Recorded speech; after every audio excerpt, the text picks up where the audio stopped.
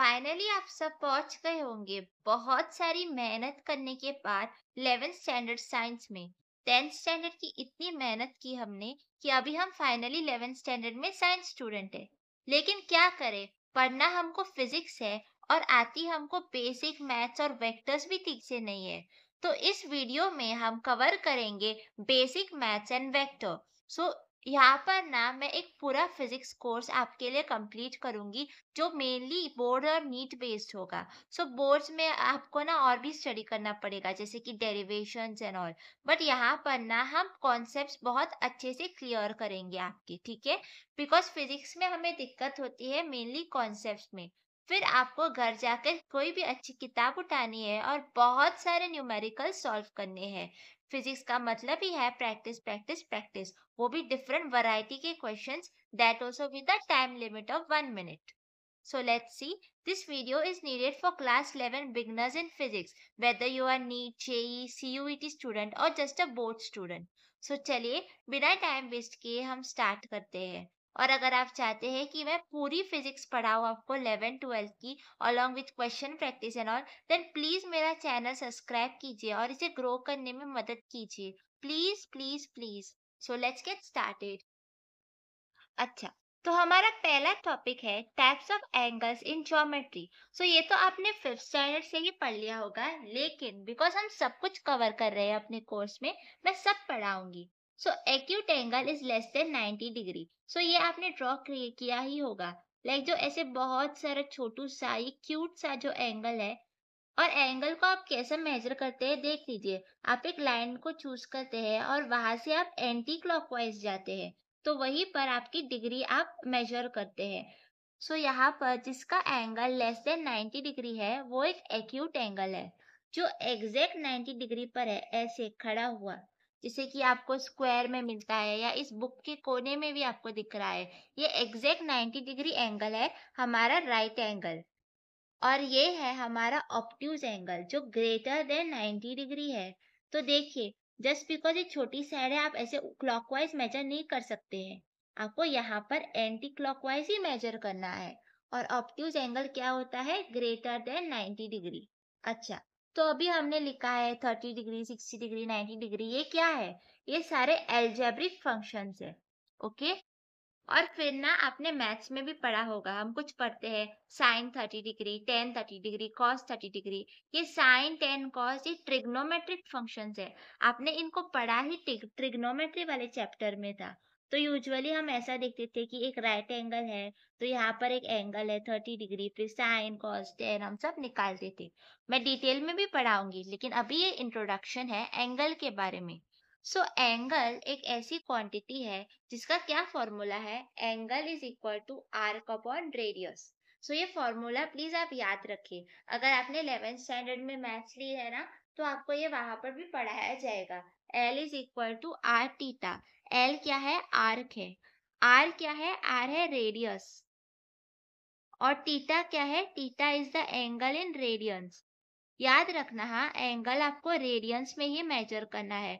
जैसे कि ना ये स्टैंडर्ड यूनिट होते हैं। जैसे मास को आप किलोग्राम में मेजर करते हो, आप ग्राम्स में मेजर नहीं करते हो। किया ना, तभी भी आप उसे किलो में कन्वर्ट करोगे। लेंथ को आप सिर्फ मीटर्स में मेजर करते हो, सेंटीमीटर किलोमीटर्स में नहीं। अगर होते भी है ना तो आप उनको कन्वर्ट कर लेते हो। ये कन्वर्ट कब करना है, कैसे करना है, ये हम अगले चैप्टर में पढ़ेंगे जिसका नाम है units and dimension.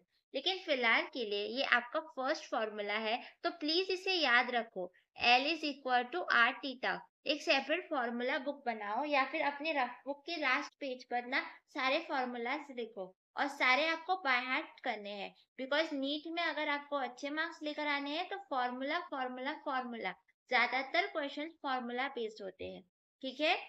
And the angle is equal to arc upon radius. क्या मतलब भी है आपको ये भी याद रखना है। अच्छा, तो अब मैं आपको ना सिंपली ड्रॉ करके दिखाऊंगी। सपोज ये एक सर्कल है, यहाँ पर हमारी एक लाइन है, ये क्या लाइन है? हमारी रेडियस। अभी यहाँ से ना हम एक एंगल ड्रॉ करेंगे, देखो कैसे मैंने आपको बताया था, एंटी क्लॉकवाइज हम जाएंगे, ठीक है। तो ये आपने एक टुकड़ा देख लिया, जैसे कि ये कोई पिज्जा है जिसका हम एक टुकड़ा कट कर रहे हैं। तो यहाँ पर ना मैं हमारे टुकड़े को लेकर आ गई हूँ। सो देखिए ये है हमारा रेडियस। ओके, ये रेडियस है, ये भी रेडियस है, बिकॉज हमारे पॉइंट से हमारे एंड तक ये दोनों लाइंस टच कर रही हैं। बीच में कौन है? हमारा एंगल है, एंगल इन रेडियन।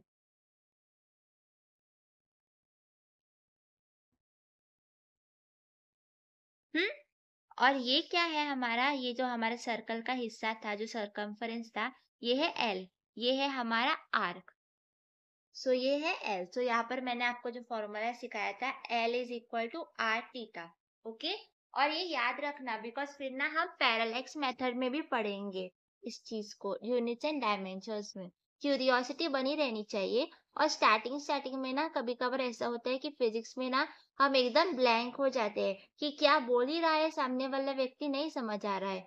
तो ऐसे केस में आपको नर्वस नहीं होना है, आप नया नया पढ़ रहे हैं और ये साइंस है, आप एक साइंस स्टूडेंट हो अभी, तो थोड़ा पेशेंस रखो, आपको सब समझ में आएगा धीरे धीरे करके। जैसे जैसे चैप्टर्स एक दूसरे से कनेक्ट होंगे ना, आपको समझ में आ जाएगा।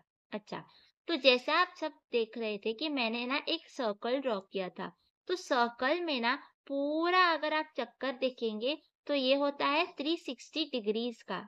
याद रखना, डिग्रीज हमारी एसआई यूनिट नहीं है, हमारी एसआई यूनिट क्या है? Radians. So 360 degree is equal to 2 pi radians. ये रिलेशन याद रखो।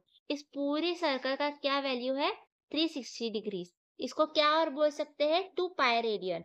यूजुअली ना ये वाला ज्यादा हम फिजिक्स में यूज करते हैं, बिकॉज जैसे मैंने आपको बताया था यहाँ पर theta should be in radians. So 360 degree is equal to 2 pi radians. अब आपने सेमी सर्कल भी देखा होगा, जैसे आपका आपकी ज्योमेट्री बॉक्स में भी ऐसे एक शेप का होता है, तो इसको हम क्या बोलते हैं? Semi circle. ये है 180 डिग्री या फिर पाई रेडियंस। ठीक है, तो आपको बस यूनिटरी मेथड ही लगाना है। ये 360 डिग्री है, ये 180 डिग्री है, तो ये है पाई रेडियंस। अभी हम ड्रॉ कर रहे हैं 90 डिग्री वाला। तो जैसा आप देख सकते हैं, ये राइट एंगल है, इसको हम क्या बोलेंगे? Pi by 2 radians. Pi by 2 radians. तो अभी ना मैं आपको एक फॉर्मूला सिखा रही हूँ। 1 degree is equal to pi by 180 radians. Hmm, मतलब क्या है? आपकी 180 डिग्री जो है एक पाई रेडियन के बराबर है। ठीक है, बस यहाँ पर जो है 1 इंटू डिग्री है, इनको हम नीचे ले गए हैं। ठीक है, इस चीज को आप याद रखिए। और याद रखना, हमेशा आप एंटी क्लॉकवाइज ही मेजर करते हैं। और आई होप आपको ये पहला पार्ट जो है वो समझ में आ गया है। आगे भी हम कंटिन्यू करेंगे। तो अभी फाइनली हम इस लेवल पर पहुंच गए हैं, पूरे 8 मिनट बाद, कि हम थोड़े बेसिक क्वेश्चन सॉल्व कर सकते हैं। तो please remember this, 1 degree is equal to pi by 180 radian, और 1 radian is equal to 180 by pi. So आप ये सारी चीजें भी बाय हार्ट कर लीजिए और अपने फॉर्मूला बुक में देख लीजिए। सो अभी मैं आपको एक सिंपल एक्सरसाइज दे रही हूँ 4 क्वेश्चंस का। यहाँ पर क्वेश्चन है, convert angle from radian two degree. तो यहाँ पर आपको रेडियन में एक वैल्यू दिया गया है जिसको आपको डिग्री में करना है। अब मैं पहले वाला आपके लिए ऑलरेडी सॉल्व कर चुकी हूँ। देखिए मैंने क्या किया, जहाँ पर पाई है ना वहां पर बस 180 लिखना है और आपको डिग्री में अपना आंसर मिल जाएगा। तो आप ये बाकी तीन भी सॉल्व कर लीजिए पॉज करके। सेकेंड वाला मैं सॉल्व कर देती हूँ साइमल्टेनियसली। सो जहाँ पर पाई है वहां पर आपको 180 लिखना है और फिर नॉर्मल आपको इसे कट करना है।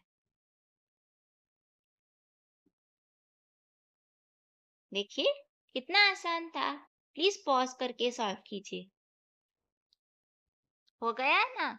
नहीं हुआ तभी भी डिसअपॉइंटेड नहीं होना है। आगे जाकर ऐसा टाइम आएगा ना कि सारे उंगलियों पर आपको याद होंगे। ये 60 डिग्रीज टू 70 डिग्रीज इतने फास्ट आपको याद रहेंगे। ठीक है, जब तक आप रोटेशन में पहुंचोगे ना तब तक। Have some patience and then let's solve the next set of questions. तो यह भी आप है। अब सेकेंड सेट है, convert from degree to radian. अब हमें डिग्री से रेडियन बनाना है। यहाँ पर हमको क्या बनाना था? Radian two degree. सो याद रखना, जब भी हम आर से डी जा रहे हैं ना, डायरेक्ट आपको पाई का वैल्यू सब्स्टिट्यूट करना है। बिकॉज फिर ना जैसे बहुत ज्यादा सिलेबस होता है ना, तो आपको कंफ्यूजन हो जाती है। याद रखना, अगर हम आर टू डी जा रहे हैं तो डायरेक्ट पाई का वैल्यू सब्स्टिट्यूट करना है। लेकिन अगर हम डी टू आर जा रहे हैं यानी डॉक्टर से बन रहे हैं तो मेहनत करनी होगी। क्या करना होगा? डिग्री को कन्वर्ट करने के लिए पाई बाय 180 से मल्टीप्लाई करना होगा। जैसे 30 डिग्री है, इस डिग्री की जगह हम क्या मल्टीप्लाई करेंगे? पाई बाय 180 रेडियन। फिर कट करके आपको जो आंसर मिलेगा वो रेडियंस में होगा। ठीक है, तो जैसे मैं दिखा रही हूँ 120 डिग्रीज है, सो इसको हम क्या करेंगे? Multiply by pi by 180।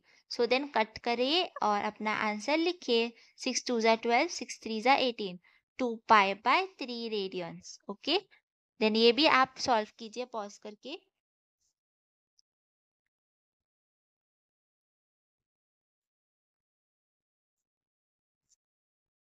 सो याद रखना, जब हम डिग्री की ओर जा रहे हैं डायरेक्ट पाई को बाहर ही फेंकना है। जब भी हम डिग्री में आंसर लिखते हैं आप देख सकते हैं यहाँ पर कहीं पाई पाई पाई का जिक्र नहीं है। तो अगर पहले पाई का जिक्र है और अगर हमें कन्वर्ट करना है, पाई को रास्ते से हटा दो, पाई की जगह 180 रख दो। और अगर हमें रेडियन में जाना है तो हमें पाई का अस्तित्व चाहिए। यहाँ पर पाई नहीं है लेकिन हम क्या करेंगे? हम अपने आप से मल्टीप्लाई करेंगे पाई बाय 180 और फिर हमको रेडियंस में जो है आंसर मिल ही जाएगा। सो प्लीज पॉज कीजिए और ऐसे आपको और भी क्वेश्चंस मिलेंगे रेफरेंस बुक्स में, आप प्लीज उन्हें सॉल्व कीजिए, ये मैथ्स में भी काम आता है।